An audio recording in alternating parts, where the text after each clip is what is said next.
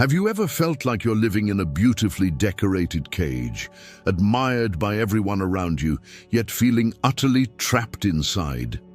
Carl Jung, the pioneering Swiss psychiatrist who revolutionized our understanding of the human psyche, made a startling observation.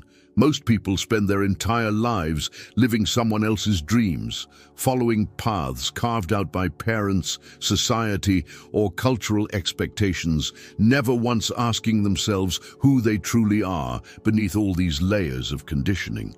Jung called this phenomenon the betrayal of the authentic self, and he believed it was one of the most devastating forms of psychological suffering a human being could endure. In the next 25 minutes, I'm going to reveal to you 7 unmistakable signs that you might be living someone else's life, drawing from Jung's profound insights into the human unconscious. These aren't just abstract psychological concepts, but practical markers that could fundamentally change how you see yourself and your choices. By the end of this exploration, you'll understand not only how to recognize these patterns, but also why breaking free from them is essential for what Jung called the individuation process, the sacred journey toward becoming who you were truly meant to be. The first sign that you're living someone else's life is perhaps the most subtle yet pervasive.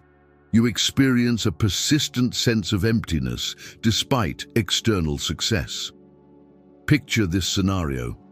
Sarah, a successful corporate lawyer, sits in her corner office overlooking the city skyline. She has everything that society tells her should make her happy: a prestigious career, financial security, the respect of her peers. Yet every morning she feels a hollow ache in her chest, as if she's watching her life through glass, present but not truly alive. Jung would explain this phenomenon through his understanding of the persona and the authentic self. The persona in Jungian psychology is the mask we wear to navigate social expectations and professional demands. It's not inherently negative. We all need personas to function in society. However, problems arise when we become so identified with our persona that we lose touch with our authentic self, what Jung called the true self, or the individuated personality. When you're living someone else's life, you're essentially wearing a persona that was designed by others: your parents' unfulfilled ambitions, your culture's definition of success, or society's prescribed paths. This creates what Jung termed a split in the psyche. On the surface, everything appears functional, even successful, but underneath, the authentic self languishes, crying out for recognition and expression. The psychological consequence of this disconnection is profound. Jung observed that when we betray our authentic nature for too long, we don't just feel empty, we begin to feel like strangers to ourselves. The activities that once brought joy feel mechanical. Achievements that should feel meaningful leave us wondering, is this all there is? This emptiness isn't a character flaw or a sign of ingratitude. It's your psyche's way of signaling that you've strayed too far from your authentic path.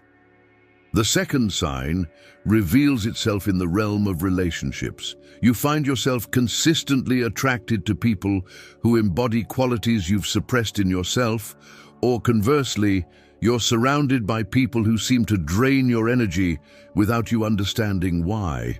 Consider Marcus, who grew up in a family that valued rationality and logic above all else. His parents, both engineers, subtly discouraged any expression of emotion or creativity. As an adult, Marcus finds himself inexplicably drawn to artistic, emotionally expressive partners. But these relationships inevitably become tumultuous and confusing. Jung's concept of projection provides the key to understanding this pattern. When we reject certain aspects of ourselves to fit into someone else's vision of who we should be, these rejected qualities don't simply disappear. Instead, they become part of what Jung called the shadow, the repository of all the parts of ourselves that we've deemed unacceptable or incompatible with our chosen persona. The shadow operates largely unconsciously, and one of its primary manifestations is through projection. We unconsciously project our disowned qualities onto others, either falling in love with people who embody what we've rejected in ourselves, or feeling inexplicably triggered by people who mirror our shadow qualities back to us. Marcus's attraction to artistic partners isn't random. It's his psyche's attempt to reconnect with the creative, emotional aspects of himself that he learned to suppress. Jung also explored this dynamic through his concepts of anima and animus, the contrasexual aspects of the psyche. When we're living someone else's life, we often project our anima or animus onto romantic partners, seeking completion through them rather than integrating these qualities within ourselves. This creates a cycle of relationship patterns that feel fated but ultimately unfulfilling because we're asking our partners to carry parts of ourselves that we need to reclaim and integrate. The spiritual consequence of this pattern is that our relationships become mirrors, reflecting not who we truly are, but who we think we should be or who we wish we could be. We attract experiences that force us to confront the gap between our authentic self and our assumed identity, but without understanding the deeper psychological dynamics at play. We often blame our partners or circumstances rather than recognizing the invitation to wholeness that these relationships represent. The third sign manifests as chronic decision paralysis, or paradoxically, making decisions that consistently lead you away from fulfillment. When you're living someone else's life, your internal compass becomes scrambled. The voice that should guide you toward authentic choices has been drowned out by the voices of others, parents, teachers, society, media, all telling you what you should want, what you should value, what should make you happy. Jung understood that authentic decision-making emerges from what he called the self, the archetypal center of the personality that knows your true nature and purpose. When we're disconnected from this center, we either become paralyzed by choice because no option feels genuinely right, or we make decisions based on external criteria that ultimately leave us feeling like we're moving further away from ourselves. Consider Elena, who spent years pursuing medical school because her immigrant parents sacrificed everything for her education and saw medicine as the pinnacle of success and security. Every step of the way felt like walking through thick mud, but she couldn't understand why. Her grades were excellent, her professors praised her dedication, yet she felt increasingly disconnected from her life. The decision to continue felt impossible, but the decision to quit felt like betraying everyone who believed in her. This is what Jung meant when he spoke about the conflict between collective expectations and individual truth. When we're living someone else's life, we're operating from what Jung called the collective unconscious, the shared pool of experiences, expectations, and archetypal patterns that influence entire cultures and societies. While the collective unconscious contains valuable wisdom, problems arise when its influence drowns out the voice of individual truth. The psychological consequence of chronic misaligned decision-making is a gradual erosion of self-trust. Each time we choose based on external expectations rather than internal wisdom, we reinforce the pattern of self-betrayal. Over time, we lose faith in our ability to know what's right for us, and we become increasingly dependent on external validation and guidance. This creates a vicious cycle where the more we doubt ourselves, the more we rely on others' opinions, and the further we drift from our authentic path. Jung believed that learning to distinguish between the voice of authentic desire and the voice of conditioning is one of the most crucial skills in psychological development. This process requires what he called holding the tension of opposites, the ability to sit with conflicting impulses and desires until a third way emerges that honors both individual truth and collective responsibility. The fourth sign appears in the realm of creativity and self-expression. You feel a persistent longing to create, express, or contribute something meaningful to the world, but you consistently find reasons why you can't, shouldn't, or aren't qualified to pursue these impulses. This might manifest as the book you've been meaning to write for years, the art classes you keep postponing, the business idea you've never shared with anyone, or the cause you feel passionate about but don't actively support. Jung viewed creativity not as a luxury or hobby, but as a fundamental expression of the individuating self. He believed that each person carries within them a unique creative signature, a particular way of seeing, understanding, and contributing to the world that no one else can replicate. When we're living someone else's life, this creative essence becomes suppressed under layers of practical concerns, other people's definitions of realistic goals, and internalized messages about who has the right to create or contribute. The suppression of creative impulses is particularly insidious because it often masquerades as responsibility or maturity. Sarah, the lawyer from our earlier example, might have once dreamed of writing children's books, but convinced herself that such pursuits were frivolous compared to the serious work of law. Marcus might feel called to teach art to underprivileged children, but dismisses this impulse as impractical given his financial obligations. Jung understood that when we deny our creative nature, we don't just lose access to a hobby or potential career path. We lose access to a vital channel of communication with our unconscious. Creativity serves as a bridge between the conscious and unconscious minds, allowing buried aspects of the self to emerge and find expression. When this bridge is severed, important parts of our psyche become trapped in the unconscious, leading to what Jung called creative constipation, a buildup of unexpressed psychic energy that can manifest as depression, anxiety, or a general sense of life feeling flat and meaningless. The spiritual dimension of suppressed creativity is equally significant. Jung believed that creative expression is one of the primary ways we participate in what he called the ongoing creation of the world.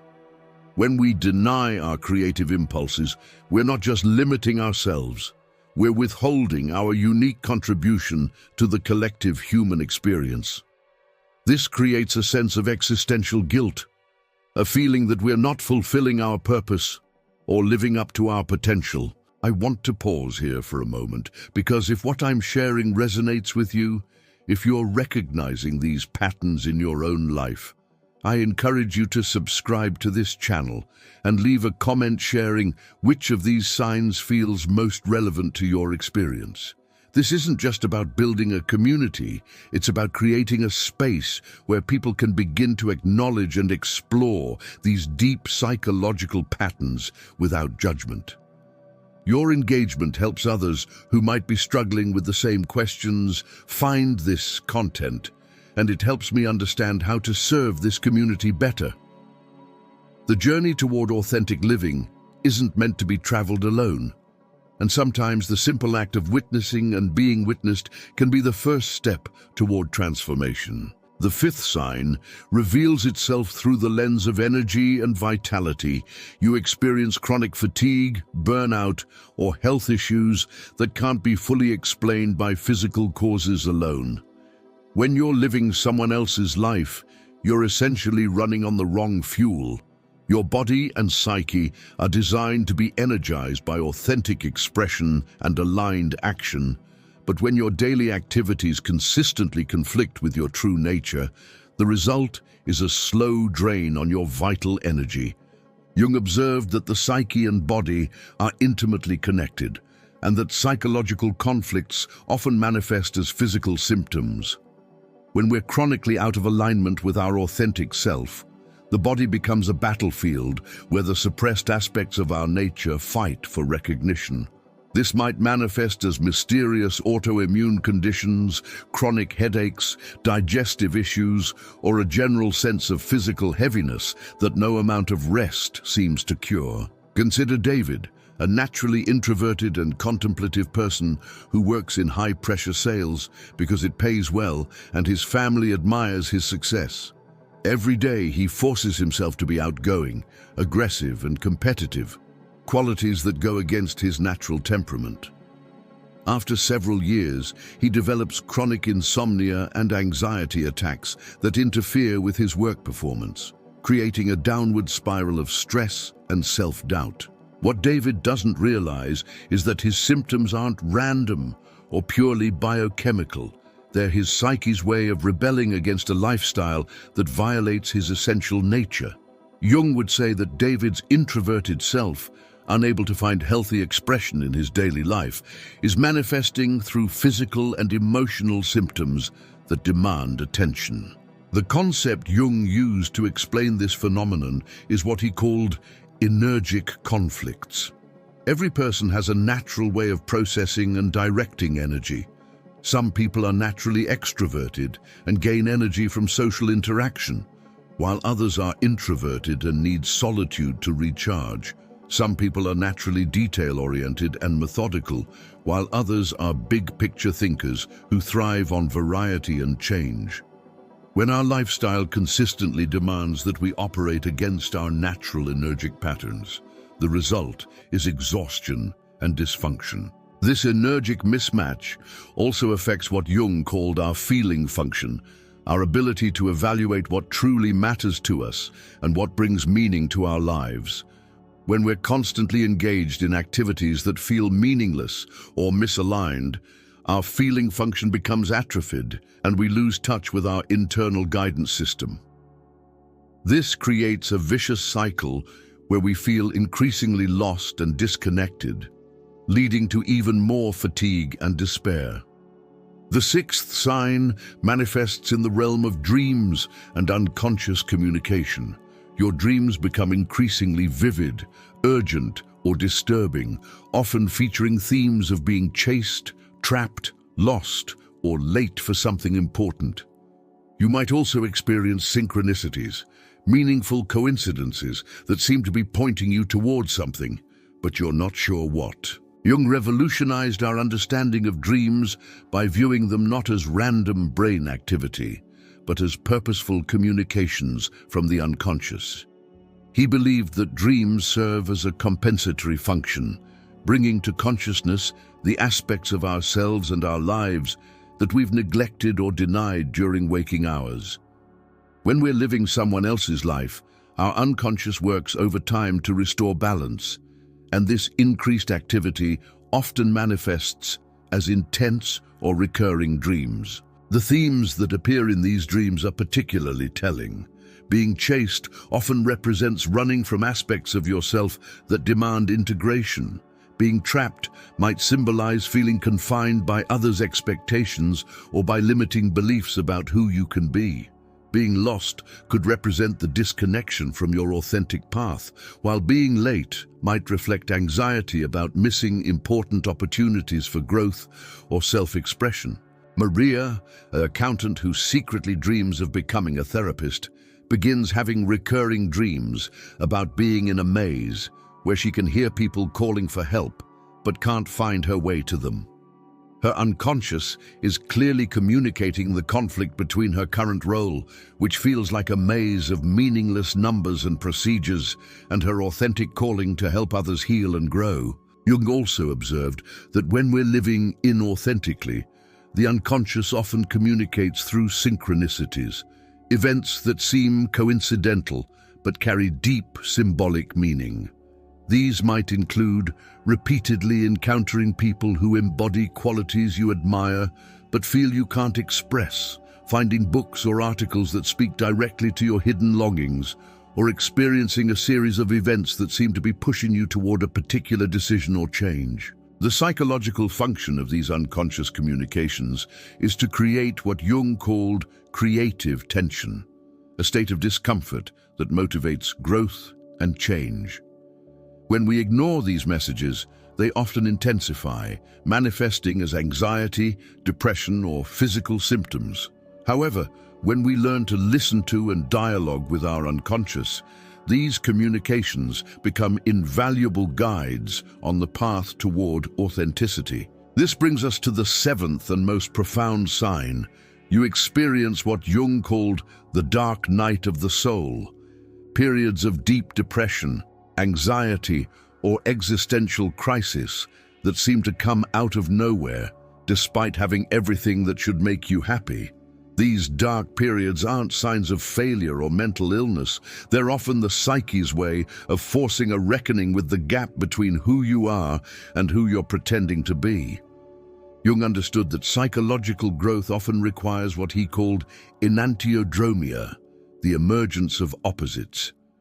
When we've been living too far in one direction for too long, the psyche eventually swings toward the opposite pole to restore balance.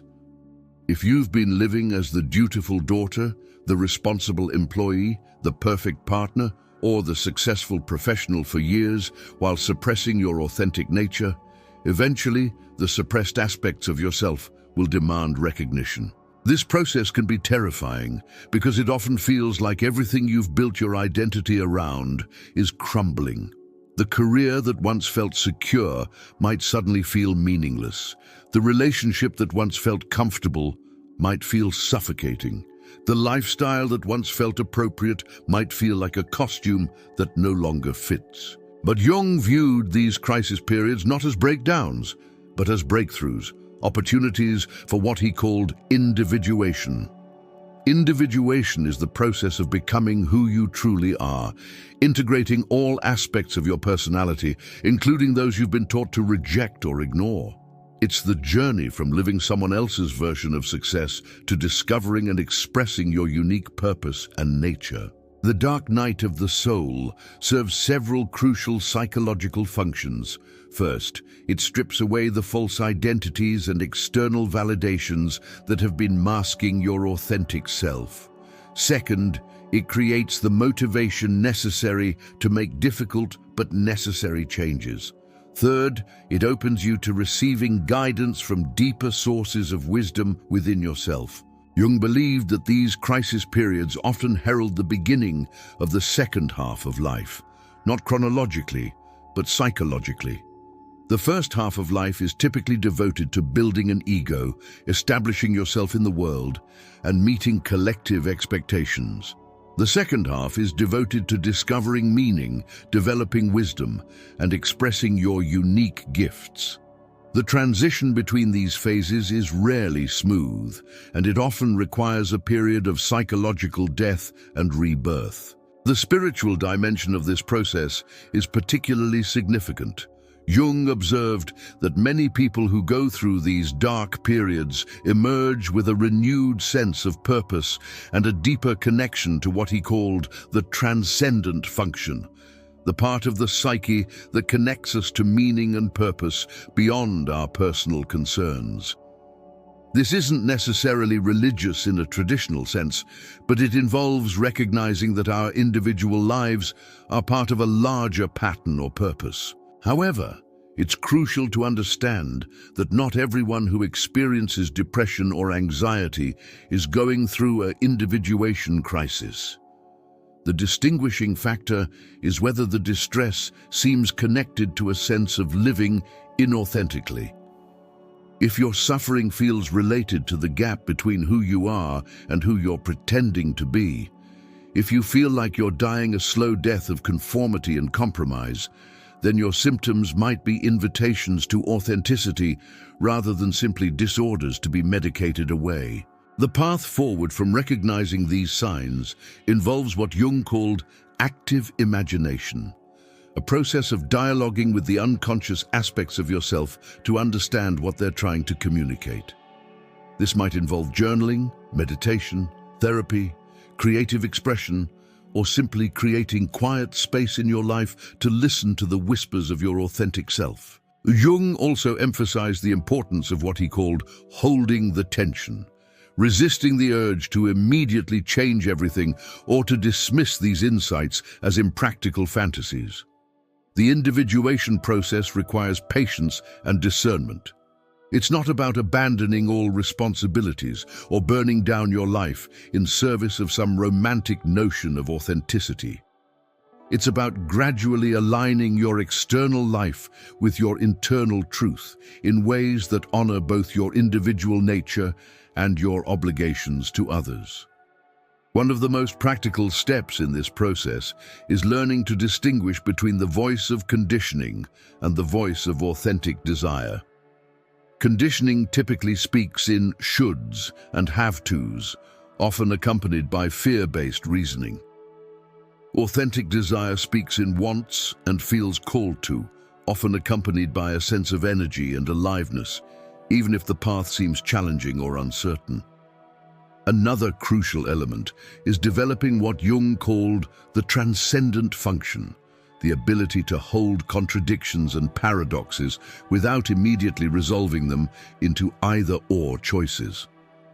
Often, the path toward authenticity involves finding creative third options that honor multiple aspects of your nature and situation, rather than forcing binary choices between security and authenticity, responsibility and self-expression, or individual needs and collective expectations. The integration process also requires grieving.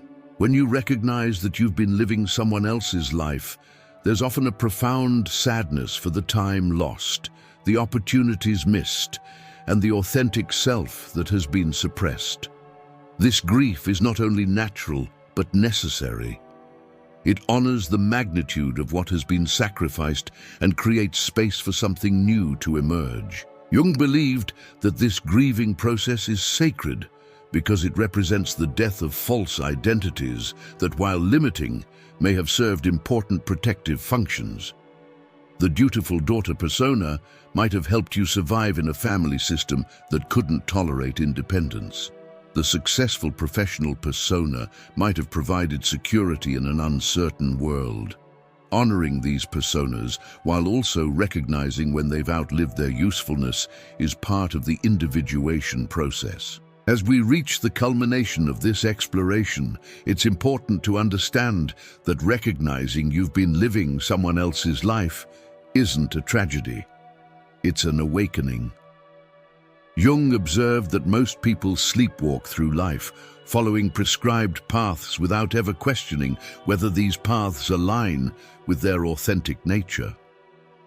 The fact that you're even considering these questions means you're already beginning the journey toward individuation. The ultimate invitation of Jung's work is not to judge yourself for having lived inauthentically, but to use this recognition as a doorway into a more conscious and intentional way of being. Every moment offers a new opportunity to choose authenticity over conformity, truth over comfort, individual expression over collective approval. The journey toward authentic living is not a destination, but a continuous process of becoming. It requires courage because it often means disappointing others, facing uncertainty, and releasing identities that have provided security. It requires wisdom because it involves distinguishing between healthy self-expression and destructive selfishness. And it requires compassion because it involves forgiving yourself for the years spent living someone else's dreams and forgiving others for the limitations they placed on your self-expression. Jung's final insight about this process is perhaps the most profound. When you begin living from your authentic self, you don't just transform your own life, you give others permission to do the same. Your willingness to risk disapproval in service of truth creates ripples of possibility that extend far beyond your individual experience. In becoming who you truly are, you contribute to the collective awakening of human consciousness. So I invite you to sit with these 7 signs and honestly assess which ones resonate with your experience. Notice where you feel the tension between who you are and who you think you should be. Pay attention to the places where your energy feels depleted, where your dreams feel urgent, where your relationships feel like mirrors reflecting unlived aspects of yourself. And remember that recognizing these patterns is not a call to immediate dramatic action, but an invitation to begin a conversation with yourself about what authentic living might look like in your unique circumstances. The path toward individuation is as individual as each person who walks it, but the destination is the same, the integration of all aspects of yourself into a coherent, conscious, and authentic whole. Your authentic self has been waiting patiently beneath all the layers of conditioning and compromise. It's time to begin the sacred work of excavation, integration, and expression that Jung called the most important task of human life. The world needs what you came here to give, and it can only receive this gift when you have the courage to discover and express who you truly are.